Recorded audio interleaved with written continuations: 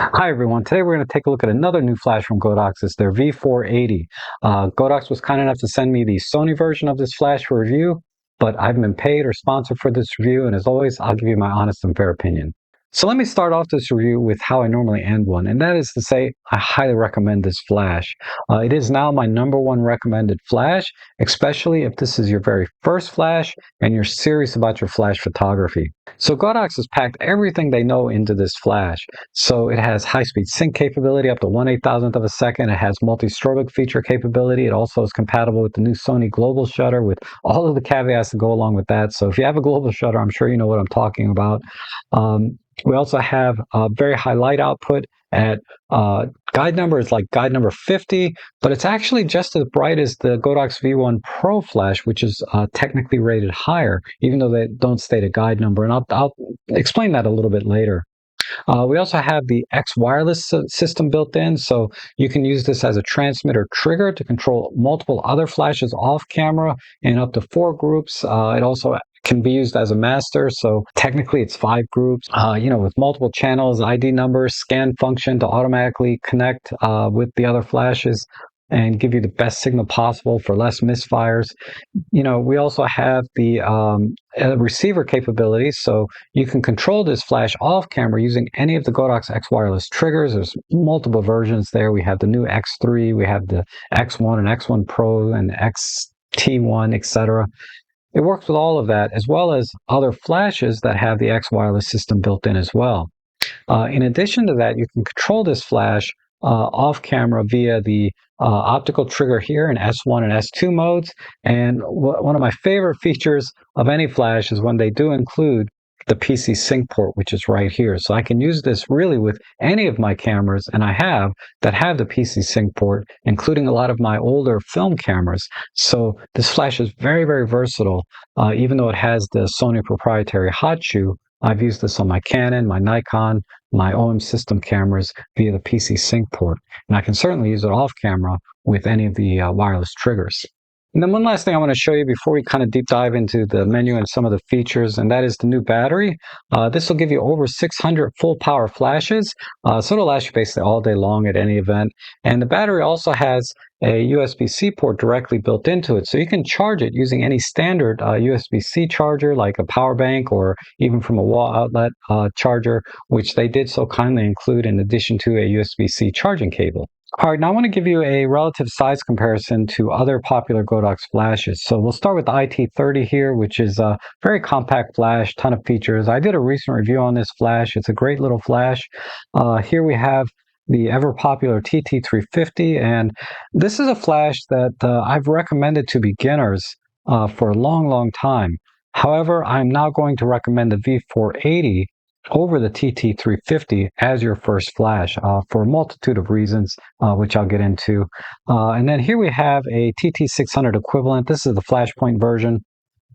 As you can see, we're stepping up in size a little bit, but we're not really stepping up in terms of power output. The difference between these two flashes in terms of brightness is less than a quarter of a stop in practice. This has a guide number of 50. This has a guide number, I think, of 60. If I recall, this one is like around 36. But in practice, the difference between these two is almost a full stop. Between these two, less than a quarter stop. And then going over here to the V1 Pro, in the center, this flash is actually brighter by about a quarter to a half stop, and still a little brighter than the V100 in the center. And again, I'll demonstrate that a little bit later.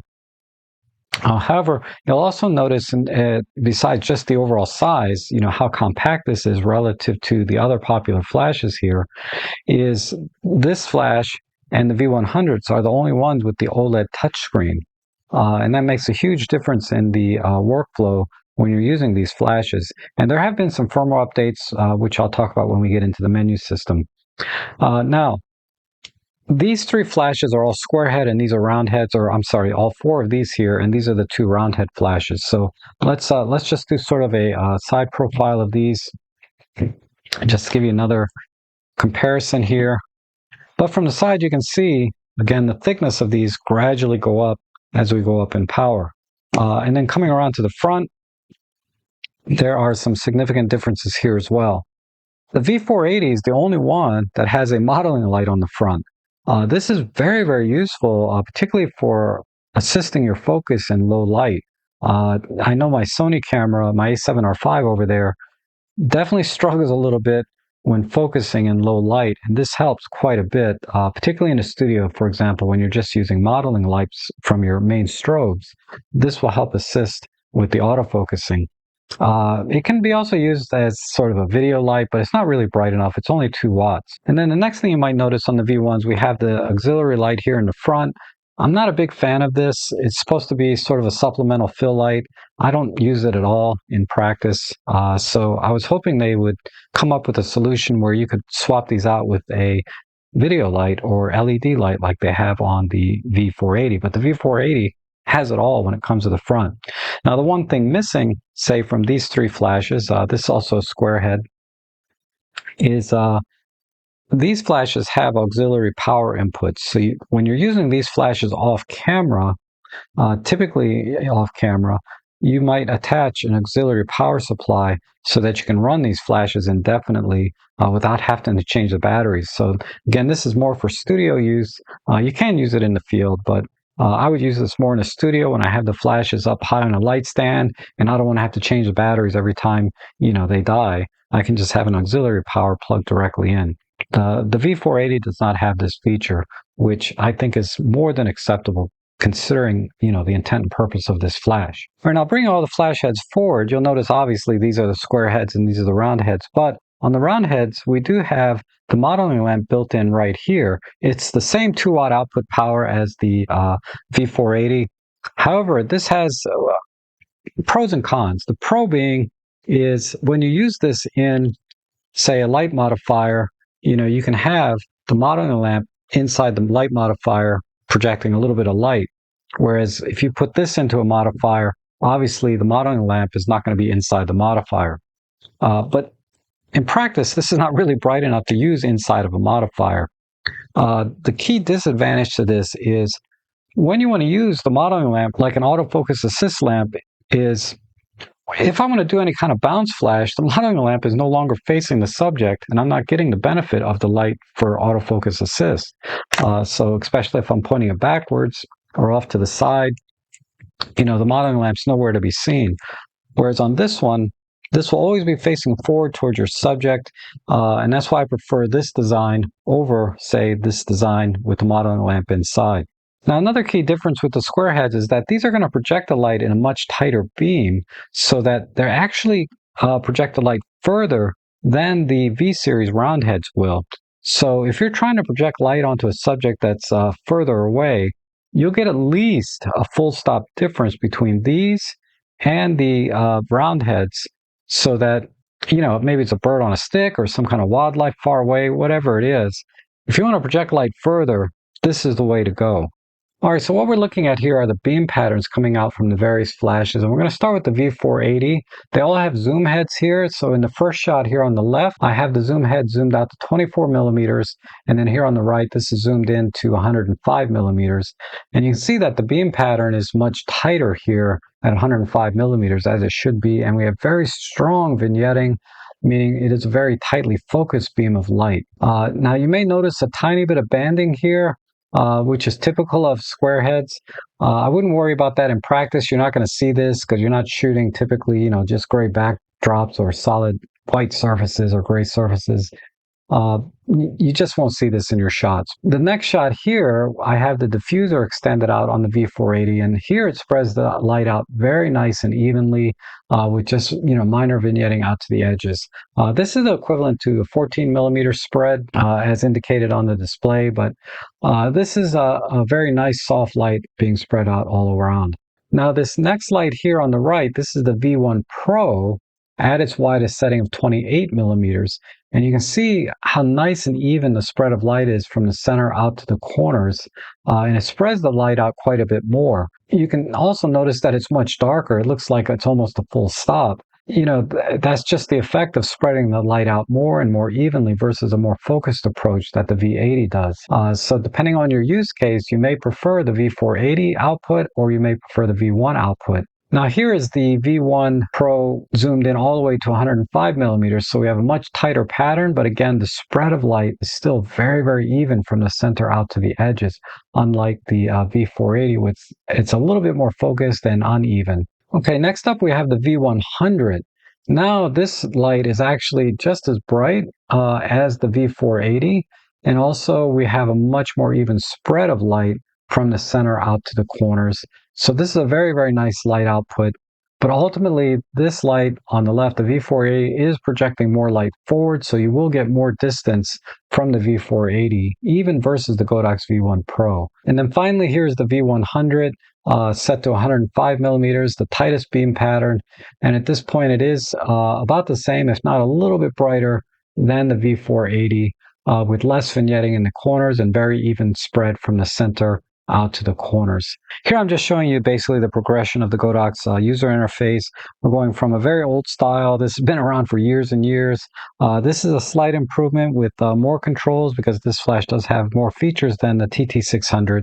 And then finally we have the latest user interface with touchscreen on the Godox V480.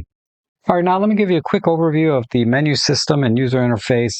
To go into the menu system, you can just click on this button here, or you can just swipe over to the left, and here you would select if you're going to use the camera on camera, use it as a transmitter, a receiver. Here's where you select the wireless functions. It also has a scan feature to search for the clearest channel so you have less misfires when you are transmitting or receiving.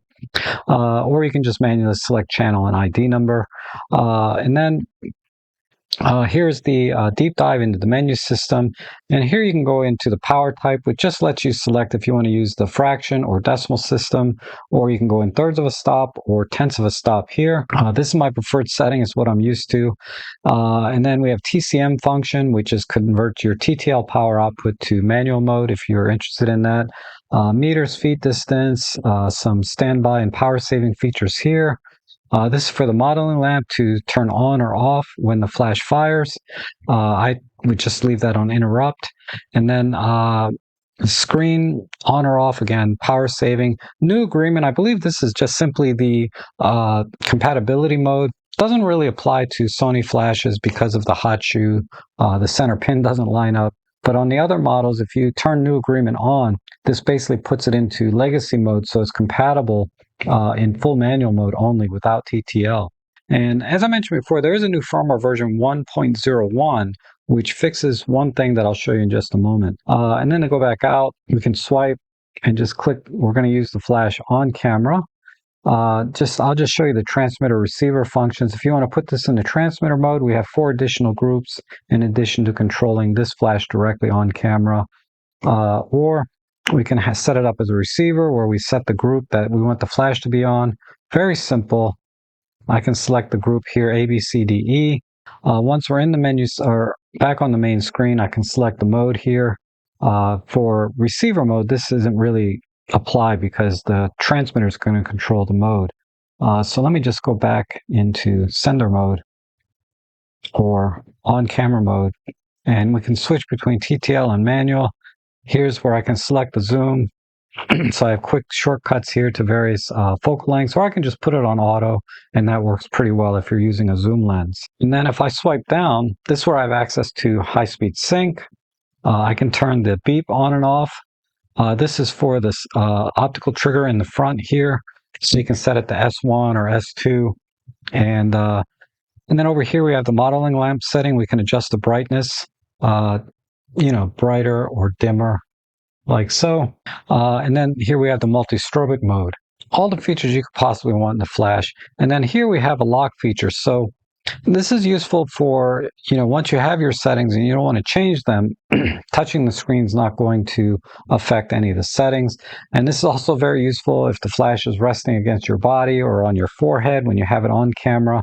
You're not going to inadvertently change settings that way. However, a common problem with the touchscreen, and Godox has fixed this, is a lot of times when you have the flash up to your forehead or resting against your chest, the touchscreen will deactivate, and then settings will start to change here. And that's been sort of a recurring problem that Godox very quickly addressed. So now, in the new version, 1.01, you cannot just push and hold touchscreen to unlock it. The only way to unlock it now is to push and hold the center button like I'm doing here. And that works on version 1.0. So version 1.01, they eliminated the touchscreen unlock so that now if I lock the screen, the only way you can unlock it is to push and hold this, and that's much, much better. Personally, I would have preferred a separate switch here on the side to do it even faster, but this is a very good solution otherwise. So as you can see, the flash has a ton of features, but my favorite feature is when it's mounted on my camera like this is the size, weight, form factor of this flash. It's very compact and lightweight. It's easy to travel with and put in my bag, and still has tremendous light output, great battery life, and fast recycle time. So that's why I started out this review recommending this flash right off, because there's so much to like about this flash. Now, if I had to give it a con, and it's not unique to just Godox, this is true of just about any third-party flash, with Sony cameras in particular, and that is when you're using the flash off camera in TTL mode, say with the trigger wirelessly. I have never been able to get consistent results using off-camera TTL mode. It varies. If I use the IT30 as the trigger and use this off camera, it's roughly about 2 stops difference in the exposure. So I would dial in, say, +2 exposure compensation in TTL mode for this combination to work with the 55mm f1.8. But if I change over to, say, the Godox X3 and put on my, Viltrox, whatever, 85mm on here, the exposure is only off by about 2/3 of a stop in TTL mode. So it's not consistent. And honestly, I never use TTL mode off camera. I always control the flashes completely manually. I never rely on the camera in TTL mode. But on camera TTL, no problems at all. It's excellent. Perfect exposure, whether I'm using it as fill flash or if I'm using it as the main key light onto the subject, high-speed sync, within the 1/250th sync speed, whatever. It works great in TTL mode. It's only when it's used off camera. And like I said, this is a problem with Sony cameras in particular. I don't have that problem with my Godox flashes on any of my other cameras. But with the Sony cameras, off camera TTL is a problem. And I don't know if they're going to be able to fix that. I think that's something that Sony is causing the problem and not the Godox flash. So I have affiliate links down below if you're interested in purchasing this flash. Again, I highly recommend it. And that's all I have for today. I hope you enjoyed this review. Thank you so much for watching, and I hope to see you again soon.